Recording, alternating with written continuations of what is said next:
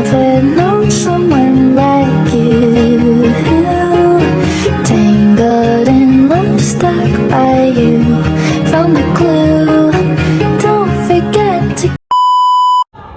Assalamualaikum warahmatullahi wabarakatuh. Perkenalkan, kami dari kelompok 5 ingin mempresentasikan makalah kelompok kami tentang hukum perbankan. Sebelumnya, terima kasih atas waktu dan kesempatan yang telah diberikan Ibu dosen pengampu mata kuliah pengantar hukum Indonesia, Ibu dosen Serena. Baik, di sini saya tidak sendiri, saya ditemani oleh teman-teman saya. Sebelumnya perkenalkan, nama saya Rafani dan perkenalkan rekan-rekan saya lain. Nama saya Alexandria Rosali Manuel. Nama saya Rena Desti. Nama saya Raja Vidya. Nama saya Tiara Anissa. Nah, baik, di sini tanpa memperpanjang waktu atau mempersingkat waktu, langsung saja masuk ke penyampaian materi yang pertama yang akan disampaikan oleh saya sendiri. Latar belakang. Perbankan merupakan salah satu pilar utama dalam sistem perekonomian suatu negara. Kegiatan utama perbankan adalah penghimpunan dana dari masyarakat dalam bentuk simpanan dan menyalurkan kembali dana tersebut dalam bentuk kredit serta jasa keuangan lainnya. Seiring dengan berkembangnya aktivitas ekonomi yang semakin kompleks, sistem perbankan dituntut untuk memilih pengaturan hukum yang jelas, tegas, dan dapat memberikan kepastian hukum. Pengaturan ini sangat penting tidak hanya untuk menjaga kestabilan industri perbankan itu sendiri, tetapi juga untuk melindungi kepentingan masyarakat dan menjaga kepercayaan publik terhadap sistem keuangan nasional. Materi selanjutnya akan dibacakan oleh Reno. Itu kedua pembahasan A. Pengertian hukum perbankan dan perannya dalam sistem perekonomian Indonesia. Yang pertama itu ada pengertian hukum perbankan. Hukum perbankan adalah cabang hukum yang mengatur segala sesuatu yang berkaitan dengan kegiatan perbankan, termasuk pendirian, kegiatan, usaha, pengawasan, dan pembinaan bank. Hukum ini merupakan bagian dari hukum ekonomi dan hukum administrasi negara yang berperan mengatur interaksi antara lembaga perbankan dengan nasabah, pemerintah, dan masyarakat umum. Secara yuridis, pengertian bank menurut pasal 1 Undang-Undang Nomor 10 Tahun 1998 atau perubahan atas UU No. 7 Tahun 1992 adalah bank adalah badan usaha yang menghimpun dana dari masyarakat dalam bentuk simpanan dan menyalurkannya kembali kepada masyarakat dalam bentuk kredit atau bentuk-bentuk lainnya dalam rangka meningkatkan taraf hidup rakyat banyak. Selanjutnya dibacakan oleh Alexandria. Selanjutnya ada perkembangan sistem hukum perbankan di Indonesia. Perkembangan sistem hukum perbankan syariah di Indonesia merupakan bagian dari dinamika hukum ekonomi nasional yang disesuaikan dengan tuntutan masyarakat muslim terhadap sistem keuangan yang sesuai dengan prinsip-prinsip syariat Islam. Awalnya, sistem perbankan di Indonesia hanya merupakan sistem konvensional. Namun, seiring dengan perkembangan kesadaran masyarakat terhadap ekonomi Islam, maka muncul kebutuhan akan keberadaan bank yang bebas dari unsur-unsur yang dilarang dalam Islam, seperti riba atau biasa disebut bunga, maisir atau judi, dan goror atau ketidakpastian.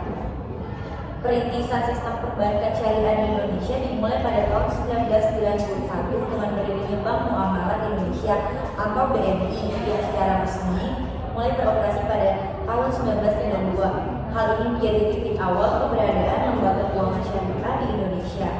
Meskipun pada saat itu belum memiliki dasar hukum yang spesifik, landasan hukum yang pertama kali menjadi dasar operasional perbankan syariah adalah Undang-Undang Nomor 7 Tahun 1992 tentang perbankan, yang kemudian diperkuat dengan Peraturan Pemerintah Nomor 72 Tahun 1992 tentang bank berdasarkan prinsip bagi hasil.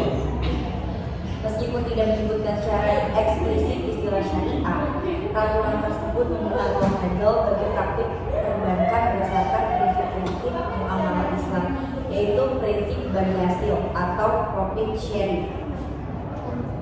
Selanjutnya akan dibacakan oleh Elja. Selanjutnya, pada tahun 1998 dilakukan perubahan terhadap Undang-Undang Nomor 7 Tahun 1992 dengan disahkannya Undang-Undang Nomor 10 Tahun 1998. Dalam UU ini untuk pertama kali secara eksplisit disebutkan istilah bank syariah dan dijelaskan bahwa bank umum dan bank kreditan rakyat atau BKR dapat beroperasi berdasarkan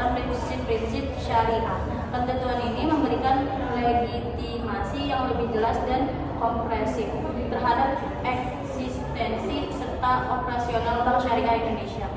Meskipun Undang-Undang Nomor 10 Tahun 1998 memberikan penguatan, namun pengaturan masih digabungkan dengan perbankan konvensional. Oleh karena itu, kebutuhan akan religius khusus yang mengatur secara menyeluruh tentang perbankan syariah menjadi semakin mendesak. Hal ini kemudian direspons oleh pemerintah dan Dewan Perwakilan Rakyat dengan mengesahkan Undang-Undang Nomor 21 Tahun 2008 tentang perbankan syariah.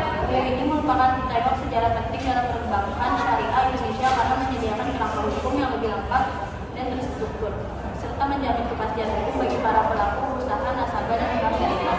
UU 21 Tahun 2008 mengatur berbagai aspek penting dalam perbankan syariah seperti kegiatan usaha, struktur kelembagaan, prinsip syariah yang diikuti, peran Dewan Pengawasan Syariah atau DPS, serta peran Dewan Syariah Nasional (DSN-MUI). Dalam menetapkan fatwa syariah, undang-undang ini menjadi bagian dasar hukum bagi pembentukan unit usaha syariah atau UUS di dalam bank konvensional serta proses konversi bank konvensional menjadi bank syariah secara umum. Selanjutnya ada sejak dilakukannya UU tersebut, industri perbankan syariah di Indonesia berkembang pesat, baik dari sisi kuantitas lembaga keuangan syariah, inovasi produk, maupun penjangkauan layanan kepada masyarakat. Perkembangan ini didukung oleh regulasi turunan dari Bank Indonesia dan otoritas jasa keuangan atau OJK, serta koordinasi yang serat dilakukan lembaga fatwa dan pengawasan syariah. Undang-undang khusus yang mengatur perbankan syariah diperlakukannya undang-undang khusus yang mengatur perbankan syariah secara komprehensif didasari oleh perbedaan mendasar antara sistem operasional bank syariah dan bank konvensional. Bank syariah beroperasi berdasarkan prinsip syariah yang melarang unsur riba atau bunga, zakat, ketidakpastian, dan maisir atau judi, serta menetapkan kepada prinsip keadilan, kemitraan, dan pembagian hasil. Oleh karena itu, pengaturan dalam satu undang-undang yang sama dengan bank konvensional dinilai tidak mampu mengakomodasi kebutuhan dan karakteristik khas dari sistem perbankan syariah. Baik, kesimpulan dari materi makalah kelompok kami yaitu hukum perbankan berperan penting dalam menunjang sistem perekonomian Indonesia melalui pengaturan aktivitas bank sebagai lembaga intermediasi keuangan. Perkembangan sistem hukum perbankan syariah di Indonesia berlangsung secara bertahap, dimulai dari kebijakan deregulasi bagi perbankan syariah.